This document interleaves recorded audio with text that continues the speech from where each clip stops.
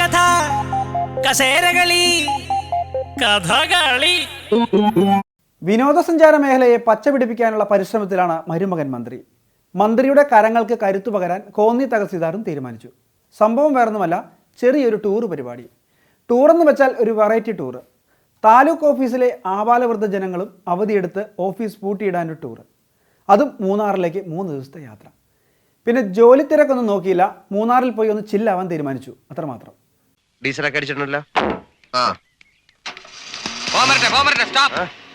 വണ്ടിയുടെ പേപ്പറൊക്കെ കയ്യിലുണ്ടല്ലോ, അവസാനം എനിക്ക് ജോലി ഉണ്ടാക്കി വെക്കരുത്. എല്ലാരും തുടർന്നേ. അപ്പോ ഈ തീർത്ഥാടന യാത്ര ഒന്ന് ആനന്ദകരമാക്കാൻ നമുക്കൊരു പാട്ടൊക്കെ പാടി പോയാലോ? ആർക്കും പാടാം. അമ്മായി കളിന്റെ കൂടെ കേശുവളിയും പാടണം. നമ്മുടെ സ്വന്തം പ്രിയപ്പെട്ട കേശു അങ്കിളാണ്. ചിത്രം കേശു ഈ ബസ്. ഒരു പണിവാളിയെ പോലെ തോന്നണ്ടാ. ഒരു താലൂക്ക് ഓഫീസിൽ നിന്ന് 39 പേര് ഒരു പ്രവൃത്തി ദിവസത്തിൽ ലീവ് എടുത്ത് പോവാ, ലീവ് എടുക്കാതെ ലീവ് എടുത്തും പോവാ എന്ന് പറഞ്ഞു കഴിഞ്ഞാൽ എത്രമാത്രം വലിയ തെറ്റാണ്, ഗുരുതരമായ ഒരു തെറ്റാണ്.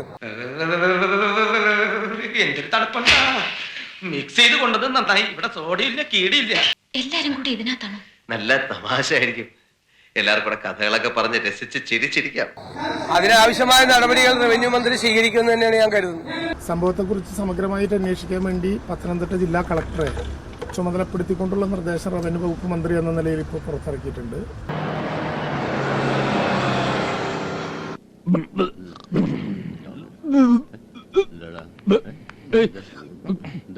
പറയാനുള്ളത് പറഞ്ഞു.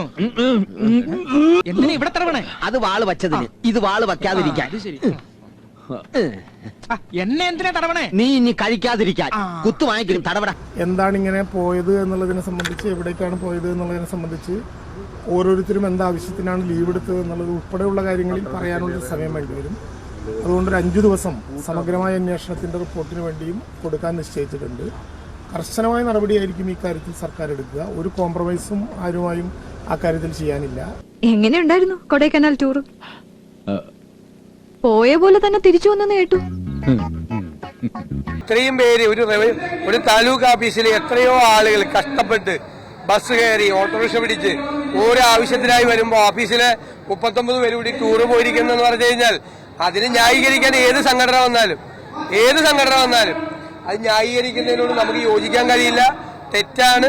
ഇനി ഒരു സ്ഥലത്തും അങ്ങനത്തെ ഒരു സംഭവം ഉണ്ടാകാതിരിക്കുന്നതിന് വേണ്ടിയുള്ള നടപടി ഇവിടെ എടുക്കണം. കേട്ടോ മോഹന, പട്ടി ചന്തയ്ക്ക് പോയ പോലെ എന്നതിന് പകരം ആരൊക്കെയോ കൊടൈക്കനാലിൽ പോയ പോലെ എന്നത്ര പുതിയ ചൊല്ല്. ആലപ്പുഴയിലെ സഹാക്കളുടെ കാര്യമാണ് വലിയ കഷ്ടം. പണ്ടൊക്കെ പാർട്ടിയുടെ എതിരാളികളെ മാത്രം പേടിച്ചാൽ മതിയായിരുന്നു. ഇപ്പോൾ പാർട്ടിക്കാർ തന്നെ ഓടിച്ചിട്ട് അടിക്കുന്ന സ്ഥിതിയിലെത്തി കാര്യങ്ങൾ.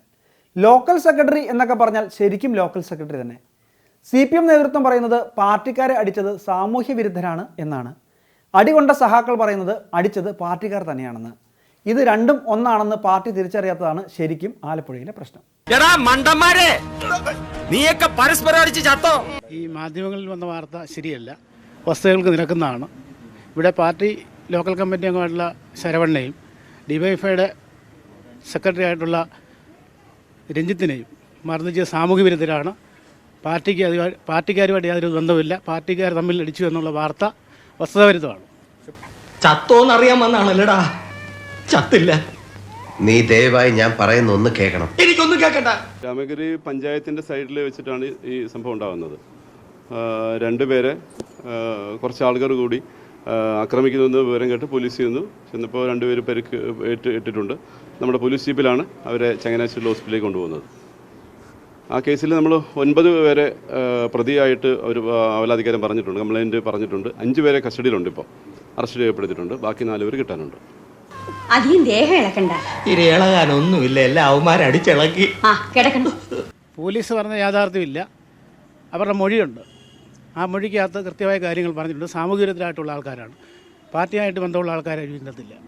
പക്ഷെ യാതൊരു വിധത്തിലുള്ള ഒത്തീർപ്പിനും നീ ശ്രമിക്കണ്ട, ഞാനതിന് തയ്യാറല്ല. മാധ്യമങ്ങളിൽ വന്ന വാർത്തകൾ ശരിയല്ലെന്ന് തന്നെ ഞങ്ങൾ പറഞ്ഞു. അങ്ങനെ മാധ്യമങ്ങൾ സൃഷ്ടിക്കുകയാണ് ഈ വാർത്തകൾ ഊഹാപോഹത്തിൻ്റെ അടിസ്ഥാനത്തിൽ. ഇവിടെ അങ്ങനെ സംഭവം ഉണ്ടായിട്ടില്ല. எனக்கு ஒண்ணுமே புரியலையே, உங்களுக்குள்ள என்ன தகராறு? மாங்காத்தூள் எழுச்சி போடும், வராண்டே சித்திரத்து பேப்பர் வைக்கிறோம். மேடம், உங்களுக்குள்ள என்ன தகராறு?